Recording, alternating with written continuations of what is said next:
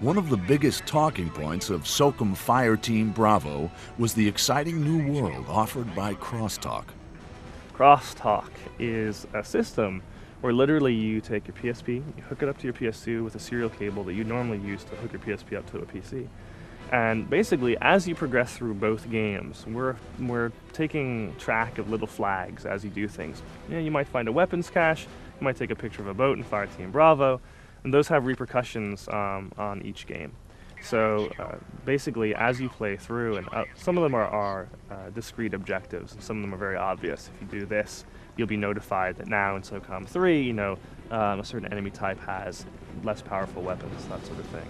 And actually, there's around 69 or so of those crosstalk links throughout both games.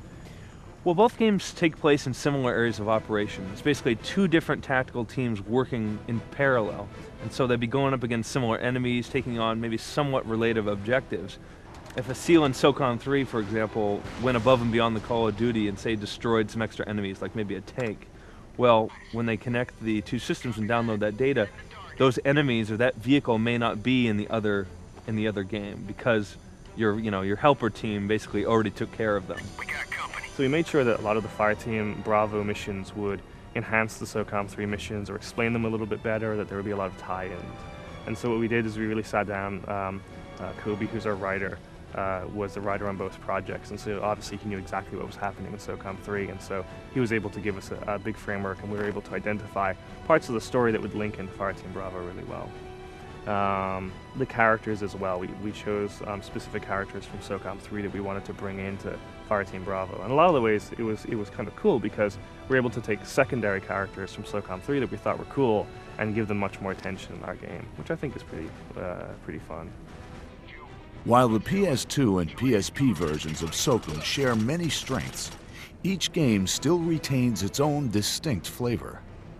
SOCOM 3 and FireTeam Bravo are very similar in a lot of ways, but they definitely have their own unique qualities and let them stand on their own.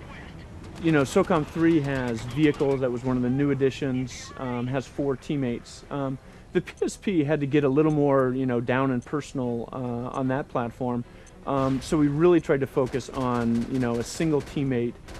Well, working with the PSP is challenging, especially when you're dealing with a game that has done so well on the PS2. But then you take it to the PSP, which obviously has some bigger limitations. It has one analog stick where the PS2 had 2. There's fewer buttons. Obviously, there's slightly less graphical power to it. But we realized that rather than just try and boil down SOCOM 2 onto the PSP, that we really needed to embrace what the PSP could do well.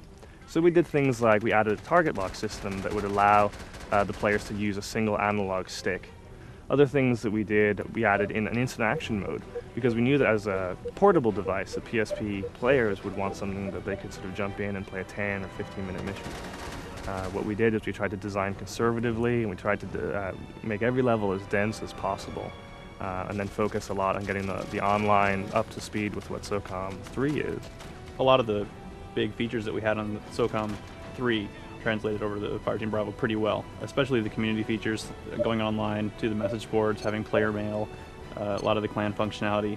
Some of it's identical in the two titles in that they have this core SOCOM community that both titles share. In the end, what we had is a product which is a lot more like a console game, but only on the PSP, which is the size of an envelope.